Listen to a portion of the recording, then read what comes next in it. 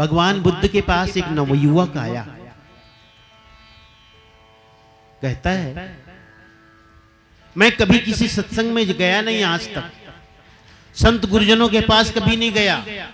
माता पिता सदा मुझे कहते थे, अरे तू कैसा नास्तिक है, न मंदिर जाता है, न संत गुरु के पास जाता है, कहीं जाता आता नहीं, धर्म में भरोसा नहीं करता, विश्वास नहीं रखता, तू कैसा नास्तिक है। लेकिन पता नहीं, आज आपको देखा, आपके दर्शन किया तो मन आपके पास आने का हुआ, चलूं जरा दर्शन करूं, जरा दो बात आपसे करूं। ये ऐसा खिंचाव, ये आकर्षण ऐसा क्यों हुआ, मैं खुद नहीं समझ पा रहा हूं। जैसे मैं खुद चला आ गया, एक ऐसा आकर्षण, एक अदृश्य आकर्षण, बस खींचा चलाया आपके पास। क्या कारण है प्रभु, ऐसा क्यों हुआ? कभी तो ऐसा हुआ नहीं। लेकिन ये आपका अपार्थिव सौंदर्य आज जब मैंने पहली बार देखा तो मन खींचा चलाया। चलना चाहिए, मिलना चाहिए, बैठना चाहिए, क्यों ऐसे पूछा था नवयुवक ने। ध्यान से सुनना, भगवान बुद्ध ने उस नवयुवक को क्या कहा कि नवयुवक, यह जो आकर्षण तुम्हारे अंदर आया है, संत के दर्शन की इच्छा जगी है, मेरे पास जो आए हो, ये सब कुछ अचानक नहीं है, अचानक नहीं है, इसके पीछे एक कहानी है। कहे क्या? सुनाओ आप पर, जरा बताओ आप। तब भगवान बुद्ध ने उसकी कहानी सुनाई। नवयुवक, तुम पिछले जन्म में क्या थे पता है? नहीं ना, बताता हूं। तुम पिछले जन्म में हाथी योनि में थे। हाथी योनि में थे, जंगल में आग लगी, सब जानवर अपनी जान बचाकर भागने लगे। तुम भी भागते थे, शरीर भारी, भागे, लेकिन थक गए, एक पेड़ के नीचे खड़े हो गए। कुछ दिन पहले ही वर्षा हुई थी, जमीन में नमी थी, तुम्हारे बाहर से जहां तुम खड़े हुए छोटे छोटे गड्ढे बन गए, पैरों के निशान बन गए। एक गिलहरी भी अपनी जान बचा के भाग रही थी, तुम्हारे पास आई, तुम्हारे आकर वो ठिठक गई। उसी समय तुमने पैर उठा लिया, शायद शरीर में खुजली हो गई, शायद तुम्हें किसी मक्खी ने काटी हो, तुमने पैर उठाया, पैर उठाती गिलहरी उसमें दुबक गई। सुरक्षित स्थान जानकर, अरे ये सुंदर जगह है, छोटी जगह है, यहां मैं सुरक्षित रहूंगी, छोटा सा गड्ढा, दुबक गई। तुम्हारी नजर पड़ गई उस गिलहरी पर। जानते हो उससे क्या हुआ?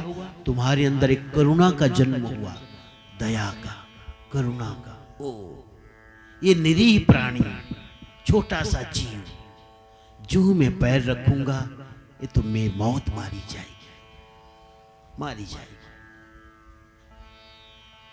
तुम्हारे अंदर एक करुणा का भाव पैदा हुआ, दया का भाव। तुमने क्या किया? पैर रखा नहीं, जमीन पर 3 पैरों पे खड़े रहे, एक पैर उठाए रखा, घंटों हो गए। और घंटों इस तरह खड़े रहने से तुम्हारे पैरों में अकड़न आ गई, जकड़न आ गई, और उस जकड़न के कारण तुम पैर जब नीचे रखना चाहा, तब तक गिलहरी जा चुकी थी। पैर नीचे रखना चाहा, पैर नीचे नहीं रखा गया, तुम सीधे धड़ाम से नीचे गिरे, जमीन में गिर पड़े, और जमीन में गिरे ही नहीं, तुम्हारे देह का अंत हो गया, देह का अंत हो गया, और दूसरा जन्म तुम्हें मिला, ये मनुष्य का। अब ये मनुष्य का जन्म मिला किस लिए? उसी एक करुणा के कारण तुमने जो उस निरीह जीव के प्रति दिखाई थी, उसी एक दया के कारण जो तुमने उस गिलहरी के प्रति दिखाई थी। ये अकारण नहीं है नवयुवक। मैं भी आपसे कहता हूं, आप यहां बैठे हो, या कारण नहीं है, कहीं न कहीं तुम्हारे पिछले जन्मों की पुण्य की कमाई है। जो सत्संग में आए हो, बैठे हो, सदगुरु की ज्ञान वार्ता सुनने की इच्छा जगी है, या कारण नहीं है, सकारण है। तुम मुमुक्षु हो, तुम जिज्ञासु हो। तो प्यारे हंसजनों, गुरु को पहचानने के लिए तो कोई पुण्यों की कमाई का फल होना चाहिए। कोटि जन्म के पुण्य से सदगुरु मिले कबीर, धर्मदास साहब का उद्गार। ये तो करोड़ों जन्मों के पुण्यों का फल है जो सदगुरु मुझे मिले, है ना? हाँ, तो सदगुरु ऐसे नहीं मिलते हैं, ऐसे नहीं मिलते रहते हैं कि हाट बाजार में मिल जाए, खरीद लो, ले आओ। ये तो तुम्हारी जिज्ञासा जितनी घनी होगी, मुमुक्षा का भाव जितना घना होगा, तुम्हारी श्रद्धा, तुम्हारा समर्पण, तुम्हारा विश्वास जितना घना, जितना गहरा होगा, उतना ही तुम सदगुरु के निकट होते चले जाओगे। बहुत लोग कहते हैं कि साहब किनको गुरु बनाए आज के समय में, तो कुछ समझ में नहीं आता, कौन सच्चा गुरु है।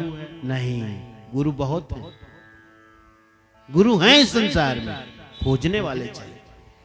तुम्हारे अंदर श्रद्धा, सच्चा अनुराग है, सच्ची श्रद्धा है, तुम्हें गुरु एक न एक दिन मिलेगा ही मिलेगा। आप गुरु की खोज मत करो, गुरु की प्रतीक्षा करो। खोज मत करो, बस अपनी चाहना को जगाओ, अपनी पिपासा को जगाओ, अपनी श्रद्धा को जगाओ। गुरु मिलेंगे, सच्चे गुरु मिलेंगे। जैसी तुम्हारी श्रद्धा होगी वैसे तुम्हें गुरु मिलेंगे। श्रद्धा के अनुसार गुरु मिलते हैं, भक्ति के अनुसार गुरु मिलते हैं। अगर तुम्हारी श्रद्धा और भक्ति में खोट रहेगी तो उसी तरह के गुरु मिलेंगे, और अगर तुम्हारी श्रद्धा सच्ची होगी तो सच्चे गुरु मिलेंगे। तो गुरु को पहचानना जरा कठिन है भाई, कोई कोई पहचान पाता है। आगे और साहब बड़े सुंदर प्रसंग है, मुझे बड़ा आनंद आता है अनुराग सागर का इसके बारे में जब बोलता हूं। मैं तो मनहरन से कहता हूं 2-3 साल मेरा सत्संग मत करो, थोड़ा थोड़ा जोड़ जोड़ के रखो, और एक बार 7 दिन का कार्यक्रम रख दो, ऐसे ही साप्ताहिक, बस 4 घंटा अनुराग सागर ही सुनाऊं आपको, पूरा रहस्य बता दूं आपको, खोल के सुनो, रोज 4 घंटा सुनाता रहूं मैं भी। हाँ, अब हर साल कार्यक्रम करते हो, 50,000, 50,000, लाख, 1.5 लाख, 2 लाख खर्च करते हो। 2-3 साल इकट्ठा करो उसको, एक ही बार करो, ऐसे ही कथा